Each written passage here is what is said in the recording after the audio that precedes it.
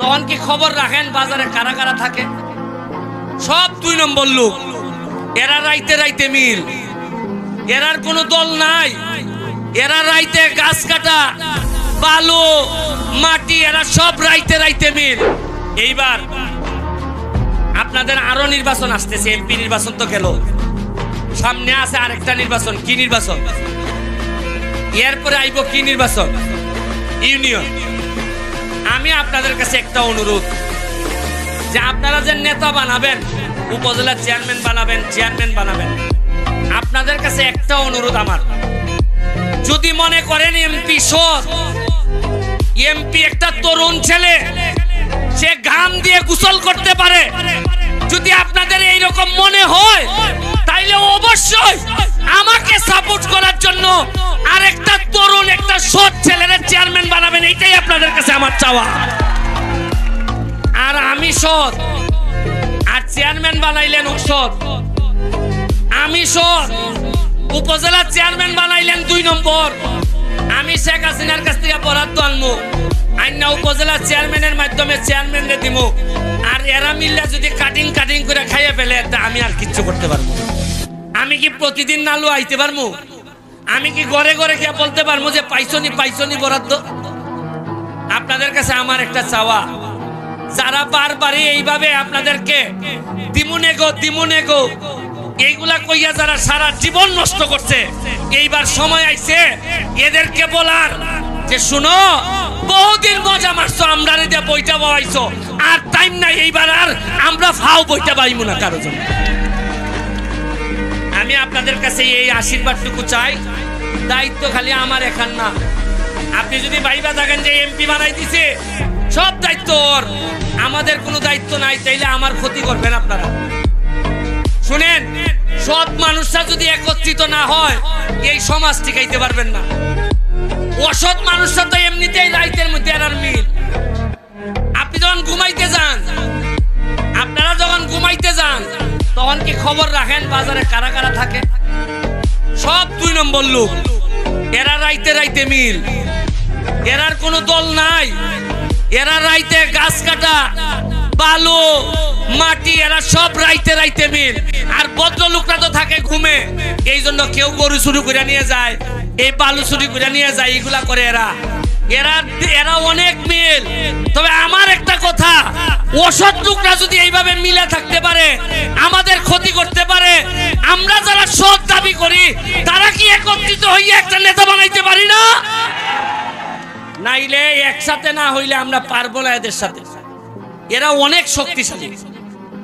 আমরা সৎ মানুষরা যদি এক না হন, তাইলে এই এলাকারে বাঁচাইতে পারবেন না। ফেসবুকে দেখে থাকতে পারেন, নেত্রীর সামনে দাঁড়াইয়া বলছি, মাননীয় প্রধানমন্ত্রী, আপনি চা বাগানের মানুষের মা, তারা আপনাকে মা মনে করে, আপনি ছাড়া তাদেরকে কেউ রক্ষা করবে না। আমি বলছি যে যতদিন আমি এমপি আছি, আমি চেষ্টা করে যাব তাদের দাবি দেওয়া। মজার জিনিস কি জানেন? আপনারা কি কখনো দাবি দেওয়া করে কি আমাদের কাছে, নেতাদের কাছে কি আপনারা হীরা চান, স্বর্ণ চান, গলায় হীরার মালা চান? 5 বছর কোনো বক্তব্য দেওয়ার কাজ না। আমার কাজ হইল গিয়া কাজ করে আপনাদের হৃদয়ে জায়গা নেওয়া, এটাই আমার কাজ।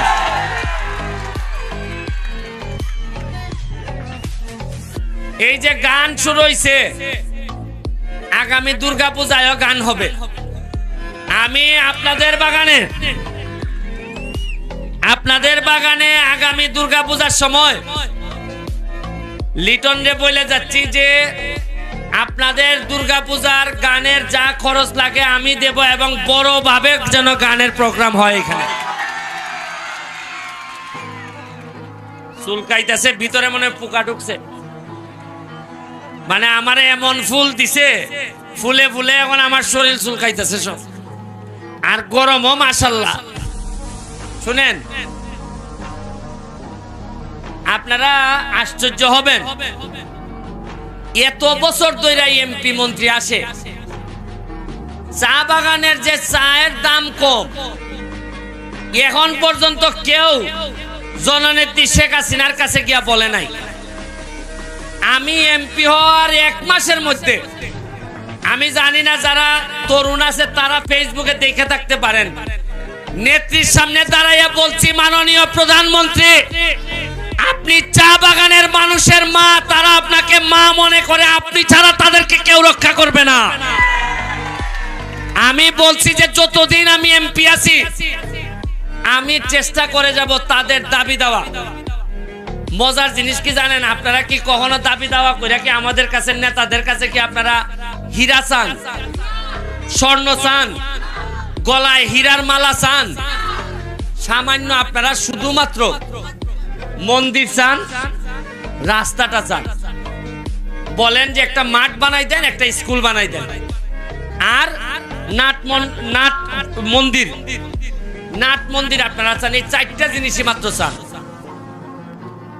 আর নালুয়া বাগানে বা বিভিন্ন বাগানে মসজিদ আছে, মসজিদও চান। এই চারটা জিনিস দিতে পারে না কেন নেতারা?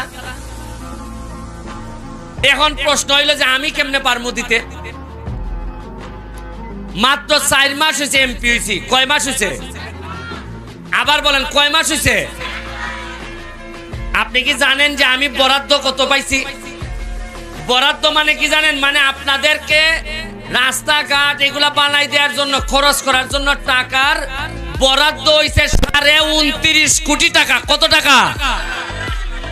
আবার বলেন কত টাকা? আমি বলতে পারি গত যে আইলো নেতারা, এরা একজনও বললো না কি জন্য। এর মানে বুঝেন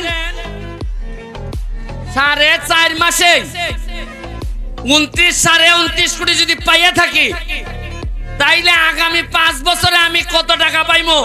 তাইলে আগের নেতারা কত টাকা পাইছে আর কি করছে, এমনকি সামান্য একটা রাস্তা আমু থেকে নালুয়া পর্যন্ত কইরা দিতে পারে না এরা।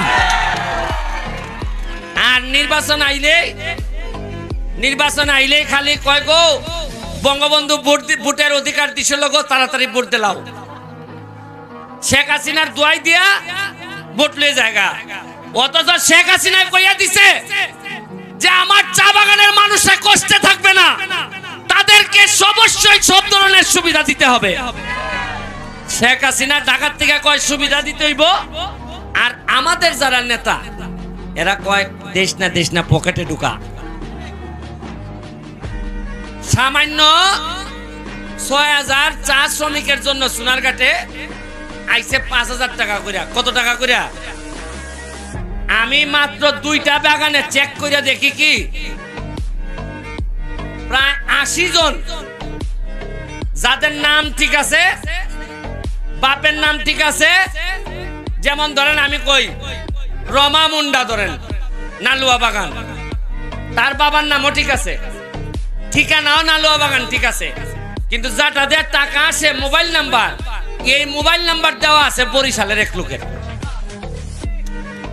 মানে সবই তার ঠিক আছে, খালি টাকাটা পায় না। আরেকটা আছে 5,000 টাকা দিতে গেলে নেতারা আবার কয় তোরে 5 দিমু, তুই আমার 2 দেশ।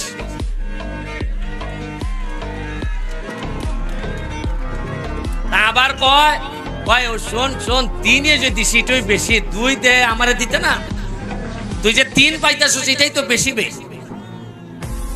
কিন্তু এইবার আর হবে না ভাই, হবে না। এইবার কইয়া দিছি আমি খুব নিরীহ মানুষ, কোনোদিন কারো সাথে খারাপ ব্যবহার করি না আমি। তবে আমার চা বাগানের কোন মানুষের টাকা যদি অন্যায় ভাবে খান, তাহলে কলিজা থেকে পর্যন্ত টাকা তুললে বাইর করে নিয়ে আসবো আমি। আরো আছে, চা বাগান থেকে আগামীতে নেতৃত্ব তৈরি হবে। এইটার জন্য কি দরকার? পড়াশোনা করতে হবে। আমার কি ব্যারিস্টার না হইলে কি আমি এমপি হইতে পারতাম? আজকে ব্যারিস্টার হওয়াতে আমার সারা বাংলাদেশের মানুষ পছন্দ করছে।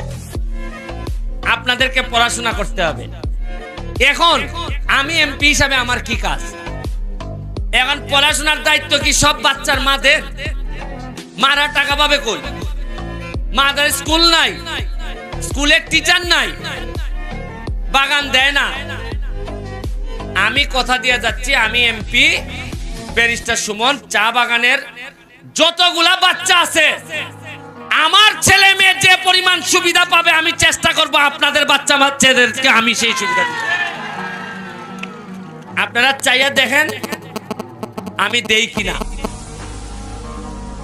এই চা বাগানের প্রতিটা ইন্ডাস্ট্রিতে মাধবপুরে আমি বলে রাখছি যে আমার চা বাগানের ছেলে মেয়েদেরকে চাকরি দিতে হবে, যাতে যে ছেলেটাই পড়াশোনা করবে মেট্রিক পাস করবে তার যেন চাকরির অভাব না হয়। আমি বলে রাখছি আমার এখন কাজ, প্রথম কাজ এবং প্রধান কাজ হইল গিয়া আগামীবার ভোট আসার অবশ্যই এর আগে আমু থেকে নালুয়া পর্যন্ত যাতে একটুও কষ্ট না হয় পুরা পাকা রাস্তা করে দেয়, এটা হচ্ছে আমার প্রধান কাজ। কারণ আমি জানি আমি এই নালুয়াতে আমি আপনাদের এই মাঠে ফুটবলও খেলছি আমার জীবনে। আপনারাও অনেকে যারা ফুটবলার আছেন তারা চিনেন আমি যেখানে খেলা গেছি। আমি এইখানে এই সময় প্রসিকিউটর ছিলাম। আমি এখানে কয়েকবার নালুয়াতে আমি শীতের সময় আমি কম্বল দিয়ে গেছি। আপনারা যারা আছেন অনেকেই চিনেন হয়তো।